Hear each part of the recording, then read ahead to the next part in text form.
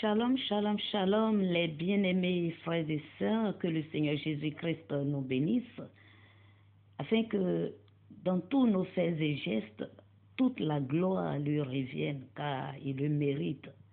Il est digne d'être célébré, il est digne d'être magnifié.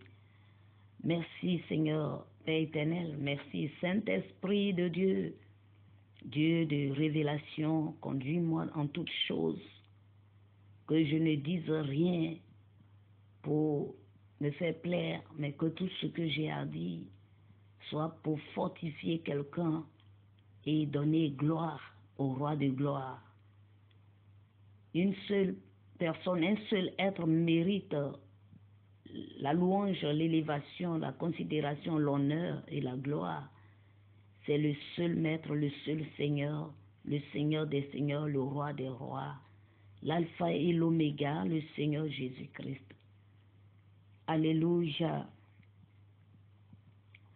Nous ne devons pas donner de l'orientation au Seigneur Jésus-Christ qui a dit dans sa parole que nos voix ne sont pas ses voix, nos pensées ne sont pas ses pensées. Nous devons réfléchir dans cette marche, nous arrêter et réfléchir. Nous devons voir si quelque part nous ne sommes pas en train de tourner la flèche que le Seigneur a plantée pour que nous puissions suivre la voie droite et étroite, bien que rocailleuse, mais qui conduise à la vie. Ne sommes-nous pas en train de négocier pour changer le plan de l'Éternel pour notre vie? Il a dit, il nous a promis le salut, mais il ne nous a pas dit que tout va rouler sur de l'or. Alors, je peux dire que toute ma vie, moi j'ai voulu conduire Dieu, l'orienter. Puisque la première fois que j'ai été dans ce camp de prière dont je parle très souvent, j'y ai été pour obtenir la guérison car souffrant d'une sinusite chronique où j'avais perdu l'odorat, ou même pour me moucher, il fallait m'éloigner, aller très loin de la cour, de la maison, creuser un trou avant de me moucher et fermer parce que l'odeur était insupportable. Lorsque je me suis rendu ce jour-là, c'était un mercredi, et peut-être fin septembre 1994, lorsque je suis parti, c'est de revenir à la maison guéri, ayant l'odorat. Lorsque une personne âgée, un monsieur, a rendu son témoignage après la prière, disant qu'en priant au cours de la prière, il y avait une boule de sang noir qui est descendue dans sa gorge. Il a craché qu'il en était guéri. Mais je me lamentais. Il ne faut pas être envieux. Chacun doit attendre son temps. Nous ne sommes pas nés le même jour. Nous ne sommes pas... Quand j'étais en troisième, il y avait deux sœurs jumelles, dont une était... J'étais en troisième 2, et une des jumelles était en troisième 1. Elle était, je peux dire, première de sa classe. Sa sœur jumelle était en 5e et dernière de sa classe. Et pourtant, les deux ont dormi dans le même ventre. Chacun a son temps. Et le Seigneur agit. Il s'appuie sur sa parole pour agir dans chacune de nos vies. Et comme je me lamentais, moi j'attendais la guérison. Mais là où j'attendais le point de rendez-vous que moi j'ai donné au Seigneur, puisque ce n'est pas le plan de Dieu et que c'est le Dieu d'amour, il a préféré me parler audiblement, me disant que même si je n'ai pas retrouvé l'odorat sur le champ, Et mon âme qui l'a racheté. Je ne connaissais pas Dieu, je ne savais rien de lui, mais j'ai compris, j'ai discuté avec lui, de sorte que celle qui marchait avec moi m'a donné l'orientation, ce que je dois procéder. Et c'est cela, le soir, quand j'ai mis en application, c'est là que j'ai reçu 3 anges qui sont venus accomplir ce que j'avais demandé, dont j'ai déjà parlé. Lorsque nous avons l'habitude, puisque j'avais l'habitude de voir le résultat de ma prière en songe, aujourd'hui, quand je fais une adoration pas possible, je fais louange, je passe presque une grande partie de la nuit à adorer, à louer, à chanter. Je me couche, le Seigneur nous connaît. Le Seigneur sait que moi, où je me couche, je suis en train de me coucher là. J'espère que dans la nuit, avant de me réveiller, le lendemain matin, ou bien dans 1 heure de temps, ça dépend de l'heure à laquelle je me couche après la prière, c'est que je m'attends à une révélation. Je m'attends à voir quelque chose, jamais. Quand j'ai demandé, Seigneur, entre l'église catholique et l'église protestante, il n'a pas hésité. Dès que j'ai fini, je monte sur le lit, voilà. C'est ce que je dis toujours. Comme le poste radio parle, j'entends. Et puis quelqu'un me parle du plafond. J'ai reconnu que c'était le Seigneur. Pas plus tard qu'en janvier 2021, quand j'ai demandé, Seigneur, que penses-tu de ma présence à l'autel, à la chair, que penses-tu de la prédication de la femme? Il a attendu simplement que je monte au lit pour qu'il se révèle. Il y a des prières, c'est pourquoi je pense qu'il est dit que si nous formulons des prières qui ne sont pas dans les normes, c'est pas bien pour nous-mêmes. Alors, toi qui es comme moi, qui veux orienter Dieu, parce qu'au début, c'est dans les visions, parce qu'au début, c'est dans les songes, et quand tu pries, au lieu de te remettre au Seigneur, déjà tu regardes dans une direction. Je donne un exemple. Nous étions en prière d'intercession, c'était en janvier 2010, et il y a une d'entre nous qui dit, mon oncle, il est très riche, il vient aux funérailles à Bouaké, parce que là nous sommes à Bouaké, en Côte d'Ivoire, et prions pour que quand il va venir, il se souvienne de ma situation. Bon, l'Esprit de Dieu m'a saisi, bon, je peux dire par parole de connaissance. Il a dit, mais est-ce que le Seigneur t'a dit c'est par ton oncle qu'il va te bénir? Ça, je pense que c'est une erreur costaud. Oui, mon fils est ministre. Je sais qu'il va faire ma cabane, va transformer ma cabane en maison dure, en tôle. Mais est-ce que le Seigneur a dit qu'il va te bénir au travers de ton fils? Mon oncle est en Europe. Ah, je vais lui écrire. Il va me faire partie. Et puis l'Europe, au lieu de chercher le ciel, nous cherchons à nous positionner sur terre, à faire des compétitions. Oui, c'est le Seigneur même qui a donné l'intelligence. Nous nous donnons des raisons et nous ratons la raison de Dieu. Je demande à tout un chacun de nous, à celui qui est comme moi, qui attend Dieu, qui donne rendez-vous à Dieu et qui refuse d'aller au rendez-vous de Dieu, repentons-nous, c'est-à-dire demandons pardon au Seigneur et retournons. Laissons-nous faire.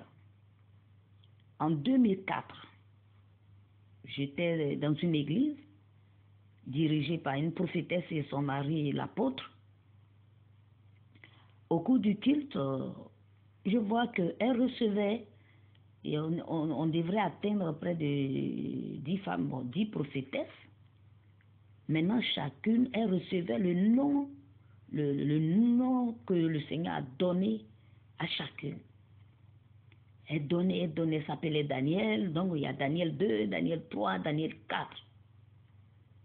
Il y a Élisée, et à une, elle dit, tu es Élie, mais comme tu es femme, la prophétie dit, tu es Élie, mais comme tu es femme, tu vas t'appeler Élise. Bon, dans ces genres de trucs, moi, je ne me suis jamais vue dedans. Mais j'ai toujours été, c'est-à-dire, sur le banc de touche. Moi, c'est moi qui me classe comme ça pour apprécier. Et j'étais tellement heureuse pour les autres. J'ai dit, moi, si un jour le Seigneur doit me donner un nom, moi, c'est Joseph ou Paul. Parce que Joseph, waouh, je me vois vraiment.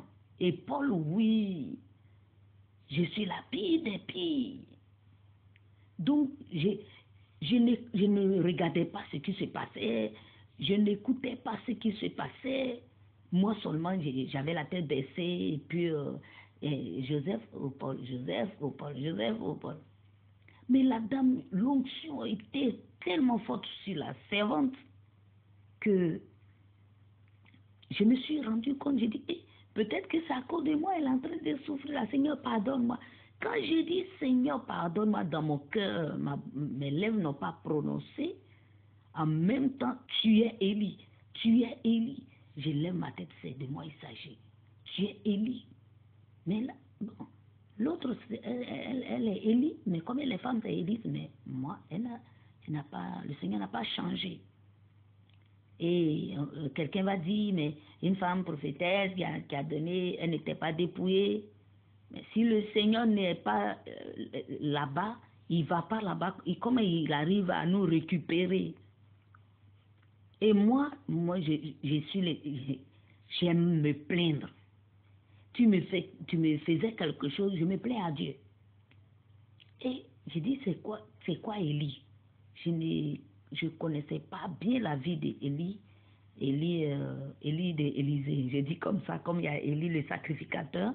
Ah oui, Élie le prophète qui a égorgé les prophètes de Baal. J'ai dit, mais pourquoi Élie? Le soir, j'arrive au travail pour faire garde. Mon collègue qui est de l'église baptiste, œuvre et mission, me tend un livret et c'est écrit dessus les grands hommes de la Bible. Et puis la photo d'Élie est dessus. Bon, oui, on va dire où ils ont vu Élie, mais ils ont illustré. Comment, depuis on travaille ensemble, il ne m'a jamais donné quelque chose comme ça. Mais comme dans mon cœur, j'aime tout, en tout cas je dis tout dans mon cœur. J'ai dit, mais pourquoi Élie? Je ne connais même pas sa vie, son histoire. Et quand il m'a tendu la revue, pendant la garde, j'ai tout lu, j'ai dit, waouh! Je me couche, dans mon sommeil, je vois Élie. Bon, donc, j'estime que le Seigneur a prouvé ce nom Élie. Et quand j'ai vu la vie d'Élie, j'ai dit, oh, le Seigneur, le Seigneur ne se trompe pas. Le Seigneur ne se trompe pas, il sait ce qu'il fait. Donc, laissons le Seigneur agir, laissons-nous faire. Soyons comme de la pâte à modeler dans la main, vous voyez cette pâte-là dans la main d'un enfant de jardin. Mais il est assis, il fait de la pâte ce qu'il veut. Il peut fabriquer voiture, il peut faire poupée, il peut faire ballon. Il est assis là. Soyons comme aussi une corde. Si le Seigneur veut nous nouer, il nous noue. S'il veut nous balancer, il nous balance. C'est ce qui fait que quand le Seigneur nous apparaît à travers, sous une autre forme, on est toujours surpris. Et je donnerai toujours l'exemple. Ça fait une semaine juste, lorsque on s'est apprêté pour prier, un coup il a apparu sur mon côté droit. Un coup, je vois, comme je n'avais pas fermé les yeux, un coup l'homme apparaît. Aïe, c'était étonnant pour moi. De sorte que tout ce qu'il a dit, je n'ai pas tout saisi, parce que c'est l'étonnement en moi. Et lui-même, par prophétie, il a dit, comment vous avez voulu me voir? Ah, donc si je venais à ma Bible, là vous allez, comment vous m'attendez?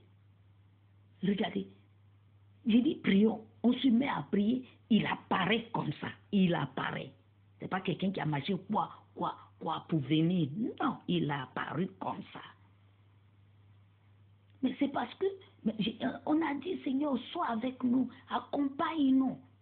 Mais nous, c'est comme si on lui a donné l'ordre de venir en esprit. Parce qu'on ne peut pas imaginer que le Créateur du ciel et de l'univers qui détient tout pouvoir, toute gloire, tout honneur, on ne pouvait pas s'imaginer qu'il allait venir lui-même physiquement pour être avec nous. Mais il est venu là, il a tout accompli. Et ce que on devrait faire, on n'a plus fait. Alors, n'attendons pas, ne donnons pas rendez-vous au Seigneur. Soumettons-nous à son rendez-vous. Seigneur, fais-moi faire ce que tu auras voulu que je fasse. Rends-moi tel que tu auras voulu que je sois et non pas ce que je vais être.